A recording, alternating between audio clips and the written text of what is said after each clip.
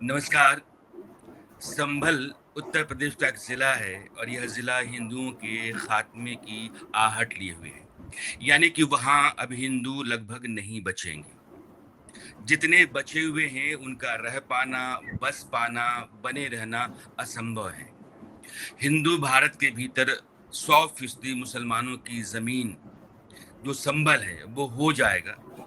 यह बात मैं नहीं कह रहा हूँ, हाँ, यह बात संभल में कल्की धाम पीठ के पीठाधीश्वर आचार्य प्रमोद कृष्णम जी कह रहे हैं। और अभी आप देखेंगे तो सोशल मीडिया हो, अखबार हो और बहुत तेरे अलग-अलग जगहों पर आपके बयान हैं। संभल को लेकर के आपकी चिंता है और चिंता इस कारण है कि संभल ठीक वैसे ही जैसे अयोध्या, मथुरा, काशी और दावा ये है कि वहाँ की जो जामा मस्जिद है वो एक मंदिर पर खड़ा हुई है, यानी कि मंदिर को तोड़ करके बनाई गई है, हरिहर मंदिर। इस मंदिर को लेकर के बहुत बवाल हुआ था जामा मस्जिद के आसपास, फिर उसका सर्वे हुआ। सर्वे जब दूसरी बार हो रहा था तो उसमें हिंसा हुई। हिंसा की जांच के लिए एक आयोग बैठा और आयोग ने लगभग 450 पन्नों की अपनी रिपोर्ट दी है। और आयोग की रिपोर्ट जो है वो थोड़ी चौंकाती है। वो कहती है कि संभल का जो म्युनिसिपल कॉर्पोरेशन का या म्युनिसिपल बॉडी का इलाका है, उसमें हिंदू कभी 45% हुआ करते थे, 15% बचे हुए हैं और 55% मुसलमानों की जो आबादी थी वो 85% हो गई है। और इस बात को लेकर के लगातार आचार्य प्रमोद कृष्णम अपनी आवाज उठा रहे हैं और मांग ये है कि केंद्र की सरकार, उत्तर प्रदेश की योगी आदित्यनाथ की सरकार वहां हिंदुओं की सुरक्षा सुनिश्चित करे। यानी कि संभल जो है वो भारत के लिए एक खतरे की घंटी आचार्य प्रमोद कृष्णम को लग रहा है। जबकि संभल आपकी पीठ है, कल की धाम पीठाधीश्वर आप हैं, फिर भी आप चिंतित हैं और कहीं न कहीं आपकी भाषा जो है, वो डर लिए हुए है। आचार्य जी, पहले आपका बहुत स्वागत है। लेकिन जो बयान लगातार मैं आपका पढ़ रहा हूँ, सुन रहा हूँ, वो बयान यह बताता है कि आप कहीं ज़्यादा डरे और सहमे हैं, चिंतित हैं। कारण क्या यही है कि आबादी बढ़ गई। तो इस तरह की आबादी तो हिंदुओं की बहुत सारी है, जहाँ 85% हिंदू हैं, उससे कहीं कम मुसलमान हैं। एक तो राणा यशवंत जी, हम डरे हुए नहीं हैं। चिंतन करना और चिंता करना ये डर का कोई फार्मूला नहीं माना जा सकता है कि हुँ, हम डरे हुए हैं। हम आगाह कर रहे हैं। कश्मीर में भी हम ऐसे ही चिंतन जब 25 साल 30 साल पहले होते थे, 40 साल पहले होते थे। आपने संभल का जिक्र किया। संभल में भगवान का अवतार होगा। पुराणों में लिखा है कि भगवान का कलयुग में जब अवतार होगा वो इसी क्षेत्र में होगा। और श्रीमद् भागवत में इसका उल्लेख है। संभल ग्राम मुखस्य ब्राह्मणस्य महात्मनाम भवने विष्णु यशस्य कल्कि प्रादुर्भविष्यति। यानी विष्णु यश नाम के ब्राह्मण के भवन में भवने विष्णु यशस्य कल्कि प्रादुर्भविष्यति। संभल ग्राम, संभल के गांव में, संभल जो नाम है, हुँ, ये शब्द है, ये पुराणों में मेंशन है। एक बात तो हुँ, ये क्लियर हो गई कि संभल में भगवान कल्कि का अवतार होगा। ये मैं नहीं कह रहा हूँ, ये हुँ, पुराण कह रहे हैं। और पुराणों की इसी उद्घोषणा को आधार मान करके संभल में भगवान कल्कि के अवतार से पहले श्री कल्कि धाम के निर्माण का कार्य शुरू हो रहा है। और जिसकी शुरुआत भारत के यशस्वी प्रधानमंत्री आदरणीय नरेंद्र मोदी जी के कर कमलों द्वारा इसकी आधारशिला पिछले वर्ष 19 फरवरी को रखी गई। अब प्रधानमंत्री जी 19 फरवरी 2024 को संभल की इस धरती पे आए। जहां मैं बैठा हूं ये कल्कि धाम का हुँ, प्रांगण है। कल्कि धाम का निर्माण शुरू हो रहा है। एक बात तो ये हो गई। तो संभल एक पौराणिक स्थान है। तो संभल एक पौराणिक स्थान होने की वजह से अब उन ताकतों के निशाने पे है। ये बड़ी गंभीर हुँ, बात हुँ, मैं कह रहा हूं। जो ताकतें, जो फोर्सेज, जो फैनेटिक फोर्सेज हैं, जो सनातन को टारगेट करती हैं। यशवंत जी, सनातन को टारगेट करने का कोई दूसरा अर्थ मत हुँ, लगाइएगा। इसमें कोई राजनीतिक बात हुँ, नहीं कर हुँ, रहा हूं। मैं तथ्यों के आधार पर बात करूंगा कि जब 1526 से 29 के बीच में भारत में कुछ प्रमुख मंदिरों को तोड़ा गया, हुँ, तो मंदिर को तोड़ के मस्जिद बनाई गई। हुँ, लेकिन मस्जिद बनाना ना तो इस्लाम के नजरिए से जायज है। मंदिर तोड़कर हुँ, मंदिरों को तोड़ के मस्जिद बनाना इस्लाम के पॉइंट ऑफ व्यू से भी जायज नहीं है। और ना मस्जिद बनाने के लिए जमीनों की कमी थी। उस समय जंगल ही जंगल था, आबादी कम थी। इसके बावजूद मैंने दो बात कही कि इस्लाम भी मंदिरों को तोड़ के मस्जिद बनाने की नहीं देता इजाजत है, नहीं ठीक दे है। रहा है। दूसरा, जमीनों की कमी नहीं है, दूसरा जमीनों की कमी नहीं थी। तो फिर अयोध्या का मंदिर क्यों तोड़ा और संभल का मंदिर क्यों तोड़ा? अब मैं बताता हूं क्यों तोड़ा इन दोनों बातों को, क्योंकि आप एक बहुत ही उच्च कोटि के विचारक भी हैं और चिंतक, पत्रकार, एक बहुत ही राष्ट्र के सजग प्रहरी हैं। अब इस बात को समझने के लिए इसको समझना जरूरी है कि अयोध्या का मंदिर इसलिए तोड़ा कि हिंदू कहते थे यहां भगवान आए थे, और संभल का इसलिए तोड़ा कि हमारे पुराणों में ये लिखा है यहां भगवान आएंगे। जहां आए थे वहां का मंदिर तोड़ा, जहां आएंगे यहां का भी तोड़ा। तो हमारे पुराणों में लिखा है भगवान कल्कि का अवतार इसी धरती पे होगा। अब समझो कि 1526 से 29 के बीच में संभल का मंदिर तोड़ा गया। अयोध्या में भी मंदिर तोड़ के मस्जिद बनाई गई, वहां आचार्य जी, राम के मेरा रूप में मेरा एक भगवान प्रश्न आए। है।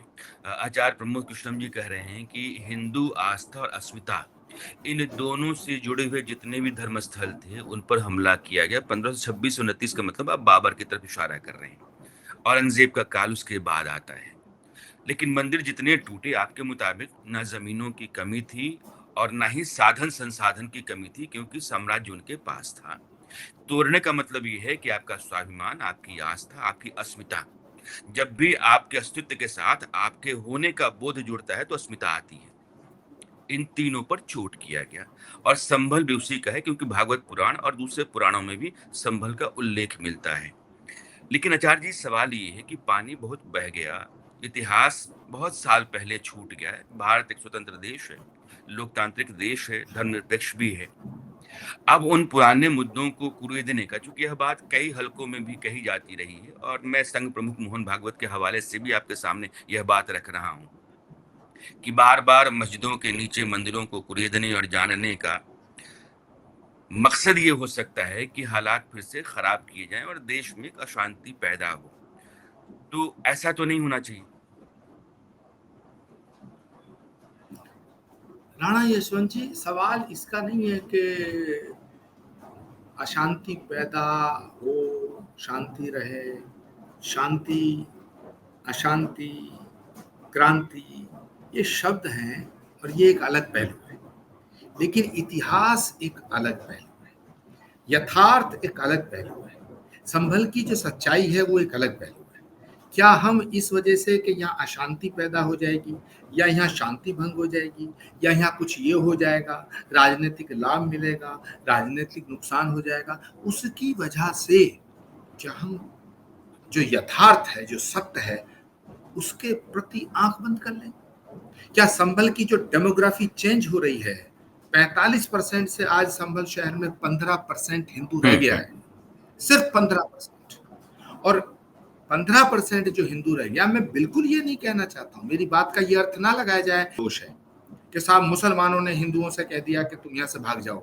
लेकिन धीरे धीरे हालात ऐसे बने, इन हालातों को नजरअंदाज नहीं किया जा सकता है। कश्मीर में भी, कश्मीर से जब हिंदुओं का पलायन हुआ तो वहां भी यही कहा जाता रहा, साहब ये आप बेकार की बातें करते हैं, कैसे हिंदू भाग जाएगा। भागे, भागे।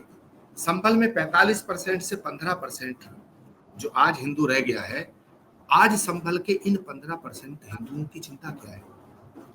राणा यशवंत जी, मैं बताऊं उनकी चिंता क्या है। पिछले वर्ष प्रधानमंत्री जी जब से आए हैं, उससे पहले संभल को कोई नहीं जानता था। सिर्फ कुछ धर्म गुरु जानते थे, जो कुछ पौराणिक लोग जानते थे। 18 साल पहले हमने जब ये घोषणा की कि संभल वो जगह है जिसका जिक्र पुराणों में है, जहां भगवान का अवतार होगा, श्री कल्कि नारायण का अवतार होगा। और मैंने ये भी कहा था लगातार आपसे, आपके भी कई बार मैंने आपसे इंटरव्यू में कहा कि संभल में भगवान का अंतिम अवतार होगा। संभल की धरती हमारे लिए बहुत वंदनीय है, बहुत पूजनीय है, और मैंने आपके इंटरव्यू में ये भी कहा था कि संभल में जो अवतार होगा वो सृष्टि का अंतिम अवतार होगा, इसके बाद अब कोई अवतार नहीं होगा। यानी इस सनातन का अंतिम अवतार जहां होगा उसको निशाना बनाया गया 1526 से 29 के बीच में। एक बात। दूसरी बात, आज वहां हिंदू जो है धीरे धीरे कम हो रहा है। क्यों हो रहा, इसमें किसका दोष है? आज 15% रह गया है। और संभल के हिंदुओं की चिंता बताऊं राणा यशवंत जी, आप जी। सुनकर हिल जाएंगे। उनकी चिंता ये है, यदि 2027 में किसी वजह से अखिलेश यादव जी की सरकार आ गई तो ये 15% 5% में बदल जाएंगे, संभल खाली हो जाएगा। ये अखिलेश यादव की सरकार के आ जाने से हिंदुओं के ऊपर कहर टूट पड़ेगा, ऐसा क्यों लगता है आपको? हाँ, ये बड़ा सवाल है। ऐसा इसलिए लगता है, ऐसा इसलिए बिल्कुल नहीं लगता कि मेरा कोई राजनीतिक स्वार्थ है या मैं अखिलेश यादव जी के प्रति कोई घृणा का भाव रखता हूँ या मैं उनके प्रति कोई मेरा वैमनस्य है ना। जब अखिलेश यादव जी की सरकार थी तभी कवाल कांड हुआ। मुलायम सिंह जी की सरकार थी, रामलला के भक्तों पे गोलियां चलाई गई। और जब अखिलेश यादव की सरकार थी या जब समाजवादी पार्टी की सरकार होती है, ज्यादातर तो जो फेनेटिक ताकतें हैं वो बहुत ताकतवर हो जाती है। अखिलेश यादव जी चाहकर भी हिंदुओं की मदद नहीं कर पाते। और मैं तर्क के साथ बात कर रहा हूं, उदाहरण के साथ बात कर रहा हूं, तथ्य के साथ बात कर रहा हूं। You can ask to Akhilesh Yadav ji, you can ask, उनसे पूछना कि श्री कल्की धाम के निर्माण से सरकार का क्या नुकसान था, श्री कल्की धाम के निर्माण से हमारे मुसलमान भाइयों का क्या नुकसान था, श्री कल्की धाम के निर्माण होने से लोकल स्थानीय पुलिस प्रशासन का क्या नुकसान था। कुछ नहीं था। लेकिन डॉक्टर शफीकुर रहमान बर्क एक चेहरा थे और ऐसे कुछ फैनेटिक नेता जो समाजवादी पार्टी में कल भी थे आज भी हैं, उन्होंने कहा कि साहब श्री कल्की धाम का निर्माण हम नहीं होने देंगे। श्री कल्की धाम के निर्माण पे राणा यशवंत जी पाबंदी लगा दी गई। फिर हम यानी आप ये कह रहे हैं कि शफीकुर रहमान बर्क मुझे लगता है कि 4 दशक तक वहां की राजनीति में सक्रिय रहे हैं और उन्हीं का वहां दबदबा भी रहा है, समाजवादी पार्टी के नेता रहे हैं। समाजवादी पार्टी के अपने राजनीतिक हित, जो वोट की राजनीति होती है, शफीकुर रहमान का अपना दबदबा, उनके निहित हित, उन्होंने आपको या हिंदुओं को वहां वह काम नहीं करने दिया जो आसानी से सहज तरीके से हो जाना चाहिए था। डॉक्टर शफीकुर रहमान बर्क फैनेटिक नेता थे, फैनेटिक इंसान थे, बहुत ही कट्टरपंथी थे, तालिबान के समर्थक थे, ये दुनिया को पता है। लेकिन अब उन्होंने वो जहर इतना बो दिया कि एक शफीकुर रहमान बर्क तो चले गए, आज उनका पोता यहाँ सांसद है, लेकिन वो जहर नीचे तक है। और वो हिंदुओं के प्रति उन्होंने इतनी नफरत पैदा कर दी और हिंदुओं में एक डर बैठ गया कि अगर सरकार बदलती है तो फिर वही ताकतें निरंकुश हो जाएंगी। और जैसे श्री कल्की धाम के निर्माण को रोका गया, और बताएं आपको, सरकार मायावती जी पे रहती थी तब भी ये फैनेटिक ताकतें उधर ताकतवर हो जाती थी। जब सरकार मुलायम सिंह जी की तब इधर आ जाती थी, जब अखिलेश यादव जी की, यानी संभल पर प्रदेश में हुकूमतें बदली, संभल पर हुकूमत इन्हीं कट्टरपंथी ताकतों की रही। उसका कारण, उसका परिणाम ये हुआ है कि संभल में हिंदू सहम गया, उन्होंने पलायन शुरू कर दिया। आज आप किसी भी नाई की दुकान पे जाइए, पान की दुकान पे जाइए, छोले भटूरे की दुकान पे जाइए, मिष्ठान की दुकान पे जाइए, बड़े से बड़े डॉक्टर से बात करिए, बड़े से बड़े व्यापारी से बात करिए, अकेले में बात करिए, हो सकता हो कैमरे पे भी बोल दें, आप कहना कि आचार्य प्रमोद कृष्णन ने यह आशंका व्यक्त की है, वो कहेंगे बिल्कुल उन्होंने ठीक कहा है। वो कहेंगे अगर सरकार बदल गई 27 के बाद, और जो फैनेटिक ताकतें हैं, जो फैनेटिक ग्रुप्स हैं, और ये इंटरनेशनल साजिश है, अब मैं इसको जोड़ना चाहता हूँ, इंटरनेशनल साजिश क्यों है? कुछ आतंकवादी संभल में हैं, मौजूद हैं। इसकी सूचना भारत की खुफिया एजेंसियों ने भारत सरकार को दी। जब यूपीए 2 का जमाना था, उस वक्त भारत की एजेंसियों ने संभल में छापे मारे, कुछ आतंकवादियों को पकड़ा गया, वो तालिबान से संबंधित थे। तत्कालीन सांसद डॉक्टर शफीकुर रहमान बर्क ने प्रेस कॉन्फ्रेंस करके कहा कि मैं तालिबान के साथ खड़ा हूं। आतंकवादियों का खुला समर्थन करना। हम्म, तमाम कांग्रेस के नेताओं ने आंख बंद कर ली, तमाम समाजवादी पार्टी के नेताओं ने आंख बंद कर ली। मैंने बोला कि जो तालिबानियों का समर्थन कर रहा है वो राष्ट्र के विरोध में है, तो मेरे पुतले फुकवाए गए। अब सवाल इस बात का है कि आचार्य प्रमोद कृष्णम का या राणा यशवंत का कोई इंडिविजुअल मैटर नहीं है, मैटर है तथ्यों का। मैं जो बोल रहा हूं उसे आप परखिए। उसके बाद ये जो इंटरनेशनल ताकतें हम्म, हैं, जो 1524, 1526, 1560, 1545 में मौजूद थी, वो लोग बदल गए। आज बाबर नहीं है, चंगेज खान नहीं है, तैमूर लंग नहीं है, औरंगजेब नहीं है, लेकिन वो विचार है। तो हिंदुस्तान के मुसलमानों में ज्यादातर मुसलमान ऐसे हैं जिनका जन्म हिंदुस्तान की आजादी के बाद हुआ। जो हिंदुस्तान की आजादी के बाद हुआ वो देशभक्त मुसलमान हैं। वो देश को तोड़ना नहीं चाहते हैं, लेकिन कुछ ऐसे फेनेटिक तत्व मौजूद हैं जो भारत में रहते हैं, हिंदुस्तान में रहते हैं, लेकिन पाकिस्तान की गाते हैं। हिंदुस्तान में रहते हैं, तालिबान आचार्य की जी, हिमायत मैं करते हैं। उन एक लोगों के जी तार, मुझे पूरा कर लेने दीजिए, बहुत इंपॉर्टेंट बात है। उन लोगों के तार संभल से जुड़े हुए हैं, उन लोगों के तार, और वो खुलेआम धमकी देते हैं, खुलेआम कहते हैं कि 27 आने दो, तुम्हारा इलाज करेंगे, 27 आने दो। ये जो पिछला जो नवंबर का दंगा हुआ, ये क्यों हुआ जरा सोचिएगा। ये हम्म, इसलिए हुआ, कोर्ट में एक एप्लीकेशन जाती है कि साहब जहां मस्जिद है, जामा मस्जिद है, ये हरिहर मंदिर था, हम्म, इसका सर्वे होना चाहिए। कोर्ट का कोई फैसला नहीं आया था, कोर्ट ने कोई ऑर्डर नहीं दिया था, सिर्फ एक सर्वे होना चाहिए। सर्वे के आधार पे ये फैसला किया जाता कि मुकदमा चलाया जाए या ना चलाया जाए। लेकिन इसी बात को लेकर के यहाँ के लोकल सांसद जियाउर रहमान बर्क, जो डॉक्टर शफीकुर रहमान बर्क के पोते हैं, उन्होंने इस मौके का फायदा उठाना चाहा और उन्होंने संभल के मुसलमानों को गुमराह किया और ये कहा कि जामा मस्जिद पर आज कब्जा हो जाएगा। सुबह के 6 बजे 1 लाख आदमी इकट्ठा हो गया। अगर लोकल पुलिस प्रशासन सूझबूझ से काम ना करता, बहादुरी से काम ना करता, तो 1 लाख आदमी इकट्ठा हो गया था। ये सारे मारे जाते, हजारों हिंदू मारे जाते। वही 1978 और 1976 का जो दंगा हुआ था जिसमें हजारों हिंदू काटा हम्म। गया था, वही उसकी पुनरावृत्ति होती। इसलिए मैं आज ये कह रहा हूं कि संभल में आप किसी भी हिंदू से पूछिए, वो सब ये कह रहे हैं कि बस लेकिन 27 मुलायम के सिंह बाद ने क्या हो। ये जो 1976 में जो है, दंगे हुए उसमें से कई लोगों को छोड़ते हुए कहा था कि वो तो डेमोक्रेसी के फाइटर्स रहे। इन्हीं हरकतों की वजह से ये जो समाजवादी पार्टी है, कांग्रेस पार्टी है, ये वर्तमान का जो विपक्ष है, इनके ऊपर से हिंदुओं का विश्वास अच्छा उठ गया आचार्य जी, मैं एक है। गंभीर ऐसा नहीं है सवाल कि पे ऐसा ऐसा ऐसा हाँ, ऐसा नहीं है कि समाजवादी पार्टी के नेता अच्छे नहीं है, ऐसा नहीं है कांग्रेस में अभी भी कुछ नेता अच्छे नहीं है, लेकिन इनके ऊपर से विश्वास उठ गया है। आप एक गंभीर प्रश्न बीजेपी खड़ा करें। आचार्य जी कह रहे हैं कि संभल जहां मुस्लिम आबादी बहुत अधिक है, उनका बहुतायत भारत के समाज, भारत की संस्कृति, परंपरा और देश के साथ अपने आप को जोड़ करके चलता है। वो भारत का नागरिक है। लेकिन उस मुस्लिम बाहुल्य के भीतर एक बड़ी साजिश, अंतर्राष्ट्रीय साजिश हो रही है।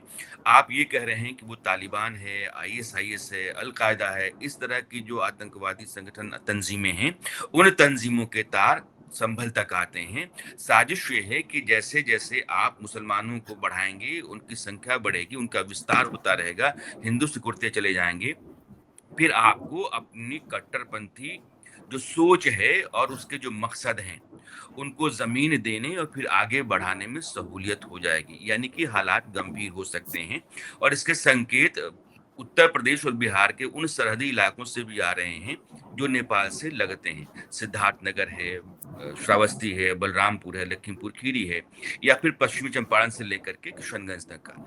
ये स्थितियाँ लोअर असम और पश्चिम बंगाल के इलाकों में भी हैं, जो बांग्लादेश से लगते हुए हैं और वहाँ 30% से अधिक का पॉपुलेशन ग्रोथ है। 30% से अधिक का पॉपुलेशन ग्रोथ का मतलब है कि भारत के राष्ट्रीय औसत से 2.5-3 गुना अधिक ज़ाहिर है बाहर से लोग लाए जा रहे हैं, बसाए जा रहे हैं और आचार्य जी भी इसी तरफ संकेत कर रहे हैं, खतरा बता रहे हैं। लेकिन आचार्य जी, जब एक देश है, कानून है, प्रशासन है, व्यवस्था है, तो फिर लोगों का पलायन करना उनकी मजबूरी है या फिर कोई डर है? जब सब व्यवस्था के तहत है तो लाजमी है कि वहाँ किसी भी आदमी को डरने की कोई आवश्यकता है नहीं। और मैं मानता हूँ कि आपका डर बेमानी भी नहीं होगा। तो मैं वहाँ के ज़मीनी जो हालात हैं उनको समझना चाहता हूँ कि ऐसा क्या है जो आप बार-बार अपनी चिंता ज़ाहिर कर रहे हैं?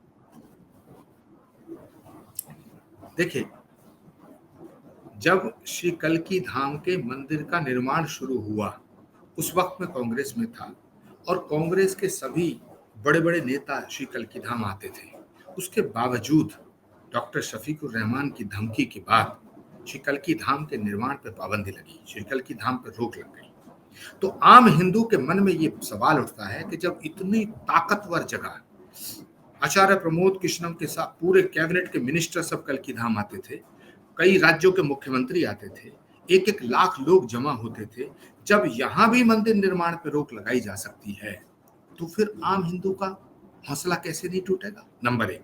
और संभल के हालात ये थे, संभल के हालात बता रहा हूं कि यहाँ जागरण करने की अनुमति नहीं थी। जगराते हुँ, जो होते हैं उसके जागरण की स्टेज को पुलिस आके पलट देती थी। और जो सत्संग होते हैं, कथा होती है, संभल में कथा कितनी हुई है पिछले 20 सालों में, आप रिकॉर्ड निकाल के देखिए। पूरी दुनिया में राम कथाएं होती हैं, संभल में नहीं होती थी। ठीक है, वो छोटी छोटी और उसमें भी अनुमति लेनी पड़ती थी। और तीसरा पॉइंट ये है कि आज जो संभल की स्थिति है, आज के ऊपर हुँ, बात करें, आज के ऊपर मैं बात कर रहा हूं कि संभल की जनता की सुरक्षा की बड़ी जरूरत है, वरना संभल कश्मीर बन जाएगा, कश्मीर बन जाएगा। और वो कहीं मुस्लिम आबादी बढ़ रही है अगर, उससे हमें कोई हुँ। खतरा नहीं है, बिल्कुल नहीं है। लेकिन हिंदू भयभीत है, इससे हमें खतरा है। हमें चिंतन इस बात का, एक क्योंकि संभल जो है, और ये इसके पीछे मैं साजिश क्यों कह रहा हूं, कहीं भी मुस्लिम आबादी बढ़ेगी, हमें क्या दिक्कत है, बढ़े, हिंदू आबादी बढ़े, हमें क्या दिक्कत है। लेकिन संभल एक पौराणिक स्थान है, इसलिए संभल में भगवान का अवतार होगा। इसको ध्यान में रखते हुए संभल को इंटरनेशनल फैनेटिक ताकतों के द्वारा टारगेट किया जा रहा है। मैं ये कहना चाहता हूं, अभी भी हमें हमारे सूत्र बताते हैं, हमारी हमारी सूचनाएं हैं कि लोग ये कहते हैं, ऐसी चर्चाएं हैं कि सरकार बदलने दो, कल की धाम का वो हश्र करेंगे, कल की धाम को तोड़ देंगे, कल की धाम को गिरा देंगे, संभल की जनता का हाल क्या होगा। तो जो बेचारे भोले लोग हैं, वो अपने बच्चों के भविष्य के लिए चिंतित होते हैं, वो अपनी बेटियों की सुरक्षा चाहते हैं, बच्चा स्कूल जाता है, वो इसलिए सारी जिंदगी की जो पूंजी है उसे छोड़ के भी चले जाएंगे, बच्चों की जिंदगी ठीक रहनी चाहिए, इसलिए संभल में पलायन हो रहा है। आज आप किसी से कहिए, संभल के किसी भी व्यक्ति से कहिए, संभल के शहर के अंदर आप आइए और कहिएगा कि आपके यहाँ जो मकान, दुकान, सब कुछ है, बिजनेस है, इसका क्या होगा। उनके मन में डर है कि साहब इसका भगवान जाने, लेकिन हमारी जान बचनी चाहिए, इसलिए हमने तो अपने बच्चों को बाहर पढ़ने भेज दिया।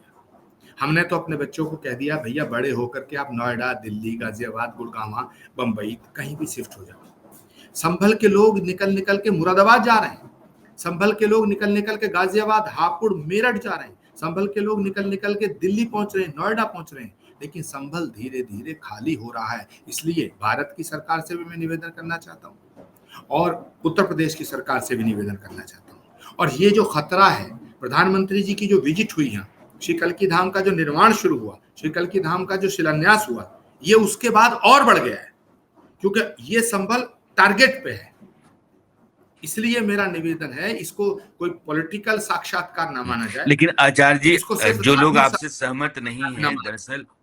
ये यथार्थ है, जी, ये जो लोग यथार्थ है। आपसे सहमत नहीं हैं, वो कहते ये हैं कि आचार्य जी का कल की पीठ है, कल की पीठ उनका भविष्य है, उनका सपना है, बहुत कुछ उनका लगा हुआ है। कल की पीठ को लगातार सुर्खियों में रखने के लिए वो संभल का मामला उठाते हैं, उछालते हैं, कश्मीर से उसको जोड़ रहे हैं। दरअसल ऐसा कुछ वहाँ है नहीं। उनके अपने जो निहितार्थ हैं, उन निहितार्थ को बचाने के लिए और सुर्खियों में बने रहने के लिए लगातार वो इस तरह के बयान देते रहते हैं। क्या श्री कल्की धाम के निर्माण पे जो पाबंदी लगी वो काल्पनिक हुँ, है? क्या हमने 18 साल संघर्ष किया, ये काल्पनिक है? क्या श्री कल्की धाम अ, इसलिए बन रहा है कि वो पुराणों में नहीं लिखा है, ये काल्पनिक है? पुराणों में लिखा तो कल्की हुँ। धाम बन रहा है। संभल के अंदर क्या 1526 से 29 के बीच में मंदिर नहीं तोड़े गए? ये तो इतिहास में लिखा है। और संभल की जो ये जो पॉपुलेशन कम हो रही है, हिंदू पलायन कर रहा, ये हमारा काल्पनिक विचार है? ये जो लोग कह रहे हैं ये वही लोग हैं जिन्हें ना राम नजर आते हैं ना कृष्ण नजर आते हैं। ये तो ये भी कहते थे कि राम का जन्म अयोध्या में हुआ, इसका सबूत क्या है? ये वही लोग हैं, ये वही ताकतें हैं। ये तो ये भी कहते थे कृष्ण कहाँ पैदा हुए तुम्हें क्या पता? ये वही लोग हैं जो 18 साल से कहते थे कल की अवतार कब होगा, आप खामोखा कल की धाम बना रहे हैं। अरे हमारी आस्था का सवाल है, हम दूसरे की आस्था का सम्मान करते हैं लेकिन अपनी आस्था का भी एहतराम कराना चाहते हैं। हम आपके अकीदे का एहतराम करते हैं, हम गारंटीड करते हैं। हम बिल्कुल नहीं कहते कि कोई मस्जिद तोड़ के मंदिर बनाओ। और संभल का हिंदू तो बहुत मासूम है, संभल का हिंदू तो बहुत ही इनोसेंट है, संभल का हिंदू तो हमेशा मरा है, हमेशा कटा है। और अगर ये इस बात को कोई ये कहता है कि आचार्य प्रमोद कृष्णम ये झूठी बात कह रहे हैं, तो ये जो रिपोर्ट है ये गलत है, ये सारे जो तथ्य हैं ये गलत हैं, सारे प्रमाण गलत हैं। राणा यशवंत जी अगर उस दिन पुलिस प्रशासन सूझबूझ और समझदारी से काम ना ले और वहां फायरिंग ना हो तो डीएम, एसपी, पुलिस प्रशासन के अधिकारी और वो जो वकील साहब आए थे वो लेकर के सर्वे की वो ये सारी टीम, ये आचार्य जी जो कह रहे हैं इतना बड़ा कांड होता है। जांच आयोग या जांच कमेटी की रिपोर्ट है, उस रिपोर्ट की एक लाइन में आपको पढ़ के सुनाना चाहता हूं। रिपोर्ट कहती है कि जो दंगा हुआ है, जो हिंसा भड़की सर्वे के दौरान, उस हिंसा के भड़कने के पीछे सिर्फ प्रशासनिक चूक ही कारण नहीं था, बल्कि गहरी सामाजिक और डेमोग्राफिकल इम्बैलेंस भी बड़ा कारण है। यानी कि वहाँ जो एक बड़ी आबादी है मुसलमानों की, उसके कारण भी वो हिंसा भड़की। वहाँ हौसला ज्यादा था, लोगों को भड़काना, उनको जमा करना और फिर उनको हिंसक बनाना या हिंसक भीड़ में तब्दील करना आसान था। यह भी एक बड़ा कारण है। ये जो जुडिशियल कमेटी थी, कमीशन, उसकी रिपोर्ट के हवाले से मैं आपको बता रहा हूं। लेकिन आचार्य जी, एक बात लोग पूछते हैं, मुझे लगता है कि आखिरी सवाल मेरा ये होना चाहिए। ये तो मंदिर मस्जिद के बवाल में हिंसा भड़की थी, लेकिन लोग कहते हैं कि संभल में मुसलमान अगर है भी 85% और हिंदू 15%, तो वहां सांप्रदायिक दंगे तो नहीं हुए, वहां सांप्रदायिक हिंसा नहीं भड़कती है, वहां के हिंदू मुसलमानों के हाथों मारे नहीं जाते हैं। तो यह भी तो वहां अमन चैन की एक गारंटी है या एक तरह का सबूत है। 78 में क्या हुआ था, 76 में क्या हुआ? ठीक है, लेकिन मैं पिछले 15-20 वर्षों की बात कर रहा हूँ। एक बार एक भयानक कांड जहां हो जाता है उसके बाद वहां दहशत पैदा हो जाती है, फिर तो आंख दिखाने से काम चल जाता, हथियार नहीं उठाना पड़ता। राणा यशवंत जी, आप जो सवाल कर रहे हैं, जो लोग बैठ के सवाल कर रहे हैं नोएडा से, दिल्ली से, बंबई से, चंडीगढ़ से, लखनऊ से, बड़ा आसान है। संभल शहर में रात बिता के देखिए ना। यही कारण है संभल शहर में किसी ने अपना इन्वेस्टमेंट नहीं किया। संभल शहर के अंदर आज कोई बढ़िया होटल नहीं है, कोई बढ़िया गेस्ट हाउस नहीं है। संभल की दुर्दशा का आपको अंदाजा नहीं है। आज भी देश की आजादी के 75 साल बाद तक संभल में नालियां खुली हैं, बदबू आती है। संभल में सीवरेज व्यवस्था नहीं है, संभल में डेवलपमेंट अथॉरिटी नहीं है, संभल के अंदर कोई बड़ा स्कूल बढ़िया नहीं है, संभल की सड़कें वैसी हैं, संभल की गलियां वैसी हैं। क्यों? क्योंकि संभल का विकास हो ये किसी ने नहीं सोचा। संभल पे जिन लोगों की हुकूमत रही उनके दिमाग में सिर्फ बाबर, चंगेज का और ये तमाम फैनेटिज्म की बातें घूमती थी। वो नहीं चाहते थे कि संभल का विकास हो, वो नहीं चाहते थे संभल में ज्योति प्रज्वलित हो, ज्ञान की ज्योति प्रज्वलित हो, सद्भाव की ज्योति प्रज्वलित हो, क्योंकि वो लगातार इसी बेस पे वो चुनाव जीतते रहे। ये सारा मुसलमान एक तरफ रहेगा और हिंदू कभी भी संभल का सांसद, कभी भी संभल का विधायक नहीं बन पाता था। एक आध बार को छोड़ के कभी नहीं बन पाया। लोकसभा की जब उस समय की स्थिति थी तो वो जो बिहार का टुकड़ा था वो संभल में जुड़ा हुआ था। तब 1984 में, 1989 के अंदर यहाँ एसपी सिंह यादव और शांति देवी सांसद बनी, लेकिन तब बदायूं जिले के 3 विधानसभाएं जुड़ी हुई थी। आज जो संभल की स्थिति है वो बहुत भयानक है और इस बात को चर्चा का विषय बनाना, इस बात को कोई सुर्खियों का विषय बनाना, इस बात को बहस का विषय बनाना, ये बिल्कुल तथ्य से अलग है। मैं तथ्यात्मक बात कर रहा हूँ। आचार्य प्रमोद कृष्णम को प्रचार की जरूरत नहीं है, माफ करना। श्री कल्की धाम का प्रयास करने भारत के प्रधानमंत्री आए तो कल्की धाम का निर्माण चल रहा है, वो हमारी आस्था का विषय है, उसे प्रचार की जरूरत नहीं है। जहां प्रधानमंत्री आके कदम रख देते हैं, चरण रख देते हैं, उसे प्रचार की जरूरत नहीं रहती। प्रचार आगे पीछे भागता है। हम श्री कल्की धाम कागज पे नहीं बना रहे हैं, जमीन पे बना रहे हैं, भगवान की कृपा से बना रहे हैं। करोड़ों भक्तों की आस्था का स्तंभ, आस्था का आधार है कल्कि धाम।